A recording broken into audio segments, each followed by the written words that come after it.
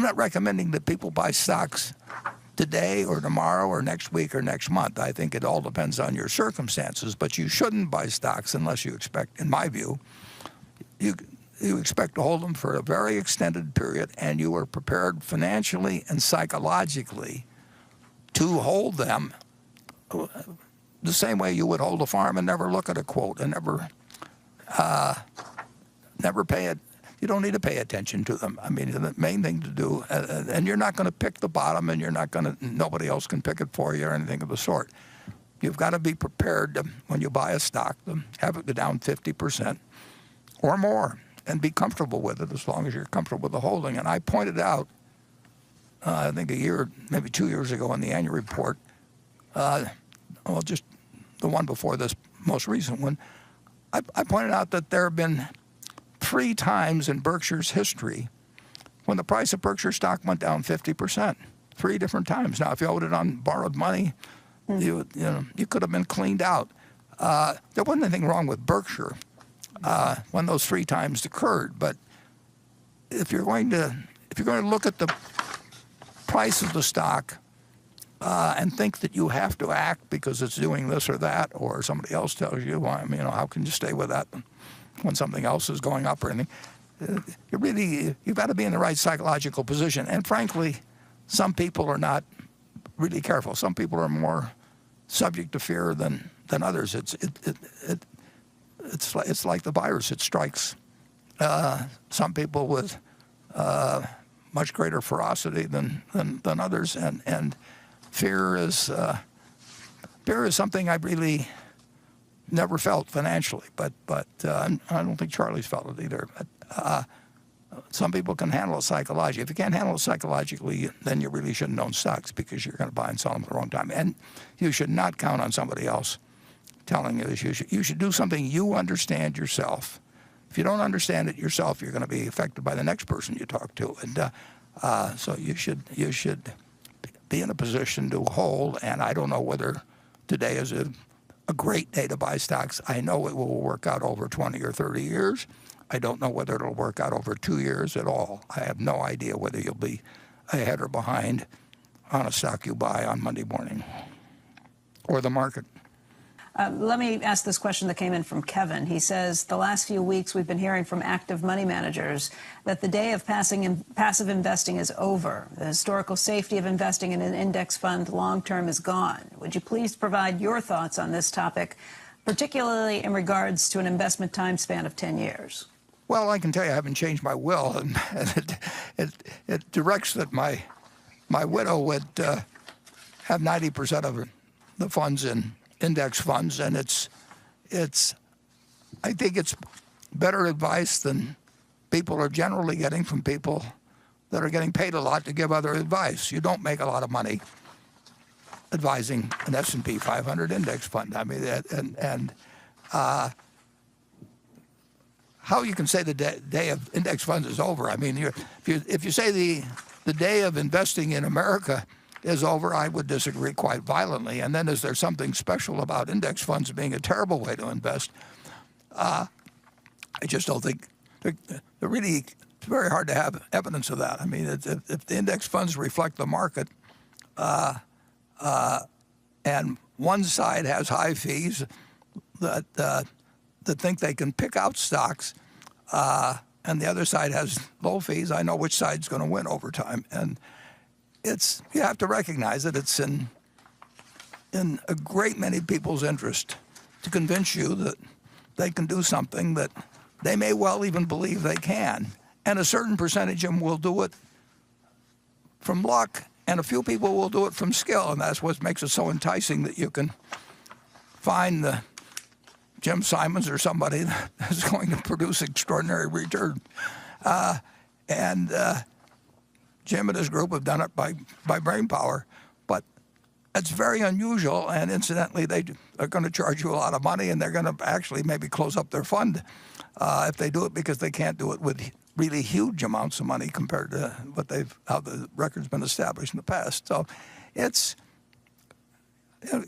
just have to recognize you're dealing with an industry where it pays to be a great salesperson, and it pays even better if you're a great salesperson, and you can actually produce something. But the money is in selling. There's a lot more money in selling than in managing, actually, if you look to the essence of investment management. Berkshire has invested in many companies with stock buyback programs. Recently, there's been a backlash against buybacks. What are your views on this subject? Well, it's very politically correct to be against buybacks now, and they're going to incorporate it in the loan program. I mean, there's a lot of crazy things said on buybacks. Buybacks are so simple. I mean, it's a way of distributing cash to shareholders. And let's just say that you and I and Greg, the three of us, decide to buy an auto dealership or a McDonald's franchise or something, and we each put $1 million in, or whatever the number may be, and we get along with each other, and the business grows and all of that. And one of us really wants to spend our share of the earnings, and the other two want to leave the money in the business to grow. Now, if the three of us did that, and we're the only shareholders, we would not establish a 100% dividend payout for everybody, and we wouldn't freeze the one that wanted to get out either. The logical thing to do is to buy a portion, whatever that person wants to spend annually from the earnings, buy a portion of their stock, and the other two find their interest in the company goes up, and the third person still has a little more of an interest by what they leave in, but they also can take some money out of the business. You're taking money out of the business in either case, and one you call dividends, and you send it to everybody whether they want it or not. And with buybacks, you give it to the ones who want the money. And I have been following a policy of giving away stock now since 2006, and I'll give away a lot of stock, but the people, the philanthropies that receive it, the gifts have to spend the money very promptly within, on a current basis, more or less. So they are getting $3 billion worth of stock or whatever it may be, and I'm in effect reducing my interest in Berkshire, but Berkshire's still retaining more capital than I'm giving away. So I have more dollars invested, but my interest goes down. And the people that need the cash to carry out the philanthropic efforts, they cash out the stock. And I don't force my sister or whoever it may be to take a bunch of money she doesn't want. She wants it reinvested, all of it reinvested in the business. And people that don't want to can sell some of their stock, and the company ends up in the same position. We've distributed some of the capital that we don't need for growth. Now, whether the company should buy it depends on a couple of things. One is they ought to retain the money they need for intelligent growth prospects. That's fine. And secondly, and this is a point that's never mentioned, they should be buying it back below what they think it's worth. Now, they'll make mistakes in that, but you make mistakes in a lot of business decisions, but that should be the guiding principle. And to my knowledge, J.P. Morgan, Jamie Dimon said it once, and we've said it various times, we retain, we will repurchase shares when it's to the advantage of the continuing shareholder to have us do so. But you read about all these buyback programs that we're going to spend $5 billion buying it back or $10 billion. Well, that's like saying I'm going to go out and buy some business this year for $5 billion without knowing what you're going to get for the money. It should be price sensitive, obviously. It should be needs sensitive, obviously. But when the conditions are right, it should also be obvious to repurchase shares, and there shouldn't be the slightest taint to it any more than there is to dividends. And people that have now sort of taken up the cries about how terrible it was that companies bought back stock. Well, you can say it was terrible for them to pay dividends too, then they'd have more money now. But they were doing what was intelligent at the time, and I hope they continue to do what's intelligent as they go forth. Greg? No, the only thing I know you've commented on in the past, Warren, is that I think the one thing we are seeing, and obviously we're supportive of buybacks, but there are companies that used probably their financial engineering was just a little extreme. extreme and too cute, that effectively you're using every ounce of your balance sheet to buy back stock at a time where you're really creating no cushion for your business for any type of event or bump in the road. And we're going to see that, and I think that's a very unfortunate outcome of them, and hence you get some of the backlash. But there's still companies, as you highlighted, many that do it right. Yeah. No, if they're buying it back because it's fashionable, because they really do like the idea. There's nothing wrong with taking an action that increases the value of the remaining shares. But if they're doing it and incidentally, I've been witness to some programs where it really is stupid. But I don't think it's immoral. I just think it's stupid, basically. And on the other hand, we favor companies that take care of all their requirements for growth, and as Greg says, maintain sound balance sheets and all of that. Leave a margin of error for things that you can get surprised with. And if they find their stock selling below what the business is intrinsically worth, I think that they're making a big mistake if they don't buy in their stock. And it's going to be a political football. And like I say, that when it becomes politically correct to do something in this country, if you're a politician, the best thing to do is get on board. But Berkshire is going to do what it thinks makes sense for its shareholders. And we like investing in companies that think that way too. And not all companies obviously do.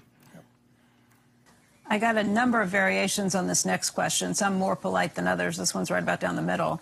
But this is from Mark Blakely, who writes in from Tulsa, Oklahoma, and he says, like many, I'm a proud Berkshire Hathaway shareholder. However, in comparing the performance of Berkshire with the S&P 500 over the last 5, 10, or 15 years, I've been disappointed in Berkshire's underperformance. Even year to date, Berkshire is trailing the S&P 500 by 8%. To what would you attribute Berkshire's underperformance? Well, I can't imagine ever selling my Berkshire stock. At some point, money is money. Well, I agree with everything that I forget his name, but said. I mean, the truth is that I recommend the S&P 500 to people, and I happen to believe that Berkshire is about as sound as any single investment can be in terms of earning reasonable returns over time. But I would not want to bet my life on whether we beat the S&P 500 over the next 10 years. I think I obviously think there's a reasonable chance of doing it, and we've had periods, I don't know how many out of the 50, 55 years we've been doing it, or I don't know how many we've beaten or not. I mentioned earlier that 1954 was my best year, but I was working with peanuts, unfortunately. And I think if you work with small sums of money, I think there is some chance of a few people that really do bring something to the game. But I think it's very, very hard for anybody to identify them. And I think that when they work with large funds, it gets tougher. And it's certainly gotten tougher for us with larger funds. And I would make no promise to anybody that we will do better than the S&P 500. But what I will promise them is that I've got 99% of my money in Berkshire, and most members of my family may not be quite that extreme, but they're close to it. And I do care about what happens to Berkshire over the long period, about as much as anybody could care about it. But caring doesn't guarantee results. It does guarantee attention. But, Greg? Well, I would agree, Warren, that there's never guarantees, but when I look at the assets we have in place and the teams that are in place, i.e.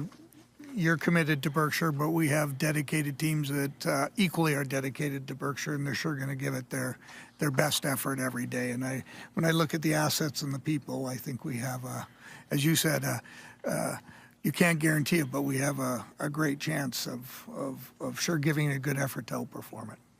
It's hard to imagine getting a terrible result with Berkshire, but anything can happen. And what I do know is it would be easier to be running $5 million than our book net worth at Berkshire at the quarter end, I think, was 370 some billion, which is down, but it's still greater than the book net worth of any corporation in the United States. It's probably, I mean, maybe there's some federal corporation that has more, but in terms of it may be the greatest in the world. I'm not sure. When I would And add, that makes life difficult in some ways too. right, and the potential of our operating businesses are substantial. When you think, we've talked about energy, you touched on it, that infrastructure is continuing to change. We're ready for $100 billion of investment opportunities there. If we just look at the business over the next 10 years and the infrastructure that's required and how it's changing, substantial investments there, that just tell me we have very good prospects. And we're well positioned to pursue them. Which again, to me, when you look at our core businesses, you touched on them: Burlington, the insurance, and energy. It's tough.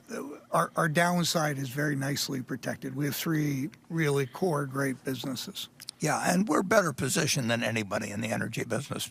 Just because we don't have dividend requirements, we retain $28 billion of earnings over 20 years. That you can't do it if you run a normal public company. And we've got a huge appetite, and the country needs it.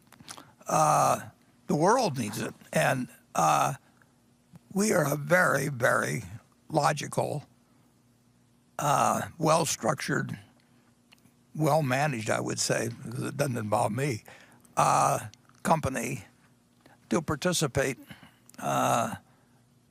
in just huge requirements around the world. Now, they're slow and they involve governments and state governments, and there's a lot of.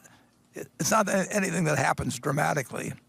It will happen, and Berkshire should participate in a huge way. We can do things in insurance nobody else can do. That doesn't mean much many times, but occasionally it may be important. So there are some advantages to size and strength, but there are disadvantages to size too. If we find some great opportunity that for $1 billion to double our money, that's $1 billion pre-tax, and that's $790 million after tax, and on a market value of $450 billion or whatever it may be, it doesn't amount to much, unfortunately. We'll still try and do it if we can. Yeah.